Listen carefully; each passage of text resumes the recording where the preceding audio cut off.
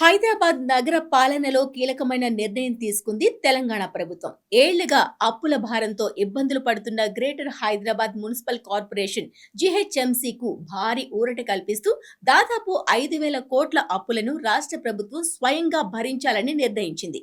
ఈ నిర్ణయం ఎందుకు తీసుకున్నారు? జీహెచ్ఎంసీపై అంత భారీ అప్పులు ఎలా వచ్చాయి? ప్రభుత్వ నిర్ణయంతో హైదరాబాద్ అభివృద్ధిపై ఎలాంటి ప్రభావం పడుతుంది? చూడండి ఈ ప్రత్యేక కథనంలో. హైదరాబాద్ నగరంలో ఫ్లైఓవర్లు, అండర్ పాస్లు, రోడ్ల విస్తరణ, డ్రైనేజ్ వ్యవస్థ అభివృద్ధి కోసం గత కొన్ని సంవత్సరాలుగా జీహెచ్ఎంసీ భారీ స్థాయిలో రుణాలు తీసుకుంది. ప్రత్యేకంగా strategic road development programme, SRDP strategic nala development programme, SNDP comprehensive road maintenance programme వంటి ప్రాజెక్టుల కోసం వేల కోట్ల రూపాయలు అప్పులు చేశారు అధికారులు.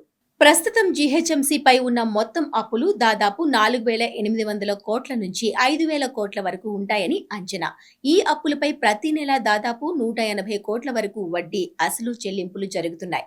అంటే సంవత్సరానికి దాదాపు 2,000 కోట్ల వరకు కేవలం అప్పుల చెల్లింపులకే వెళ్తున్న పరిస్థితి ఏర్పడింది. దీంతో అభివృద్ధి పనులకు నిధుల కొరత తీవ్రంగా మారింది. జీహెచ్ఎంసీకి ప్రధాన ఆదాయ వనరులు ఆస్తి పన్నులు, టౌన్ ప్లానింగ్ ఫీజులు, ట్రేడ్ లైసెన్స్ ఫీజులు, ప్రకటనల ఆదాయం, మ్యూటేషన్ ఛార్జీలు అయినప్పటికీ భారీ అప్పుల భారం కారణంగా కార్పొరేషన్ ఆర్థిక పరిస్థితి ఒత్తిడిలో పడింది.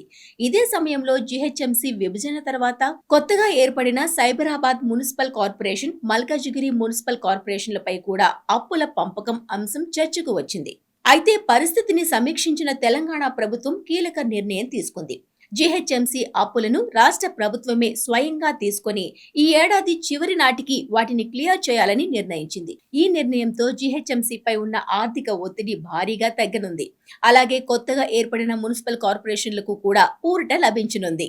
నిపుణుల అభిప్రాయం ప్రకారం ఈ నిర్ణయం వల్ల హైదరాబాద్లో మౌలిక వసతుల అభివృద్ధి మరింత వేగం అందుకునే అవకాశం ఉంది. ఇప్పటి వరకు అప్పుల చెల్లింపులకే వెళ్తున్న నిధులను ఇకపై రోడ్లు, డ్రైనేజ్ వ్యవస్థ, పార్కులు, city beautification, traffic management, smart urban ప్రాజెక్టులకు వినియోగించే అవకాశం ఉందని చెబుతున్నారు. మరోవైపు ప్రభుత్వ నిర్ణయంపై రాజకీయ వర్గాల్లో కూడా చర్చ జరుగుతోంది.